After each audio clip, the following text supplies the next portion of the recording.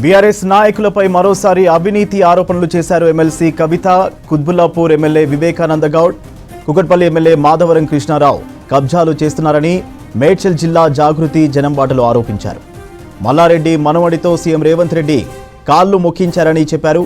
అందుకే మల్లారెడ్డి జోలికి రేవంత్ ప్రభుత్వం పోవడం లేదన్నారు. బీఆర్ఎస్లో ఉద్యమకారులు లేరని, బీటీ బ్యాచ్ మాత్రమే ఉందన్నారు కవిత.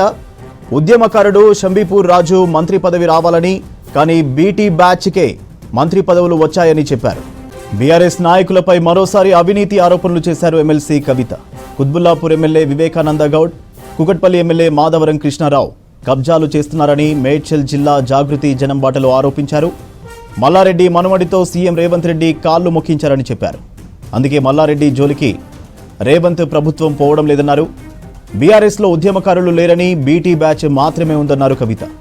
ఉద్యమకారుడు షంబీపూర్ రాజుకు మంత్రి పదవి రావాలని, కానీ బీటీ బ్యాచ్కే మంత్రి పదవులు వచ్చాయని చెప్పారు. ఉప్పలు, మల్కాజ్గిరి, కుత్బుల్లాపూరు, మేడ్చలు, కుకట్పల్లి ఈ నియోజకవర్గాలన్నింటిలో కూడా ఎవరు గెలిచిర్రు? మొత్తం బీటీ బ్యాచ్ గెలిచింది. వాళ్ళు గెలవలే, అందులో వేరే పార్టీలలో గెలిచి బీటీ బ్యాచ్ అంటే తెలుసు కదా, బంగారు తెలంగాణ బ్యాచ్ అన్నట్టు. యూటీ బ్యాచ్ అంటే ఉద్యమం బ్యాచ్. ఉద్యమం బ్యాచ్ గెలవలే ఎవరు, మొత్తం బీటీ బ్యాచ్ గెలిచిర్రు. గెలిచిన వాళ్ళంతా ఇళ్ళకి వచ్చిర్రు అన్నట్టు. వీళ్ళందరూ ఏంటి అని అంటే ఉద్యమాలు చేసినటువంటి ప్రతి ఒక్క ప్రజల్ని కూడా అనగదొక్కి కంప్లీట్గా ఈ బంగారు తెలంగాణ బ్యాచ్ మొత్తం మేడ్చల్లో ఎందుకు వచ్చిర్రు వీళ్ళంటే అభివృద్ధి కోసం రాలే. ఎందుకంటే అభివృద్ధి అనేది ఏడ కనబడలే నాకు మేడ్చల్లో తిరుగుతాయి. వెనుక చూస్తే మాత్రం గల్లీలల్లా భయంకరమైన పరిస్థితి. ఎందుకు వచ్చింది వీళ్ళు, ఎందుకు వచ్చింది ఈ బీటీ బ్యాచ్? తెలంగాణ డెవలప్ చేయడానికి వచ్చినప్పుడు ఎవరు ఇట్లా ఉండరు.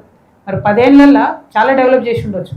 ఎందుకు వచ్చిరంటే చెరువుల కోసం, భూముల కోసం, పవర్ కోసం వచ్చారు. ఇక్కడ మొత్తం కుత్బుల్లాపూర్ని అయితే కబ్జాలపూర్ అని పెట్టేసారు. కుకట్పల్లి మొత్తం బ్లూ షీట్స్, ఎక్కడ చూడు బ్లూ షీట్సే. ఇంత 32 లక్షల మందికి ఏ ఒక్క నియోజకవర్గంలో లేదు. నిజంగా నాకు ఆశ్చర్యం అనిపిస్తుంది. నేను నవ్వుకుంటున్నాను. నేను అక్కడెక్కడ ఆదిలాబాద్ పోయి అభివృద్ధి జరగలేదు అనుకుంటున్నా. మేడ్చల్ లేనిది ఇట్లా పరిస్థితి ఉందని. గమ్మత్ ఏంటంటే 6 అడుగుల బుల్లెట్ హెల్త్ మినిస్టర్ ఆయన ఎక్కడ కట్టలే. మరి 100 పడకల hospital. IT minister, de facto chief minister KTR గారు, ఆయన మొత్తం అసలు అర్బన్ ఏరియా అంతా మొత్తం అద్భుతంగా చేసేసిన మున్సిపాలిటీ అన్నారు. ఏం అద్భుతమైంది అసలు? మేడ్చల్ చూస్తే తెలుస్తుంది ఏం అద్భుతమైంది, ఏం అభివృద్ధి అయిందో. ప్రజలకు మాత్రం లాభం కాలే. అక్కడనో ఇక్కడనో 1-2 సీసీ రోడ్లు వేసారు, కానీ అన్ని సేమ్ ప్రాబ్లమ్స్. రిజిస్ట్రేషన్స్ ప్రాబ్లమ్స్ అట్లే ఉన్నాయి, నల్లా ప్రాబ్లమ్స్ అట్లనే ఉన్నాయి, నాలా ప్రాబ్లమ్స్ అట్లనే ఉన్నాయి. మరి ఏం అభివృద్ధి? అభివృద్ధి అంటే ఏంది? లైట్లు, రోడ్లు, ఇంటర్నేషనల్ బ్రాండ్లు, ఇంతేనా? మరి జనంకి ఏమైనా ఏం లేదా? దోమలు బుక్కుతున్నారు నిజంగా దమ్మాయిగూడలో చూస్తేనైతే జనాలు. ఇప్పుడు ఈ మొత్తం బీటీ బ్యాచ్ అంతా మంచి భజన బ్యాచ్. ఎవరు అధికారంలో ఉంటే వాళ్ళని మంచి సూపర్ భజన చేస్తారు. నిన్న మల్లారెడ్డి సాబ్ ఏం చేసిండు? మొన్నటిదాకా తొడగొట్టిండు. మొన్ననేమో మన్మన్ ఫంక్షన్కి పిలిచి కాలు మొక్కించిండు సీఎం గారిది. కథం క్లోజ్ అక్కడితోని స్టోరీ. యాక్చువల్గా అయితే యూటీ బ్యాచ్ కింద మా షంబీపూర్ రాజుకు రావాలి మంత్రి పదవి. బీటీ బ్యాచ్కి వచ్చింది ఈ జిల్లాకి వెళ్ళి మంత్రి పదవి.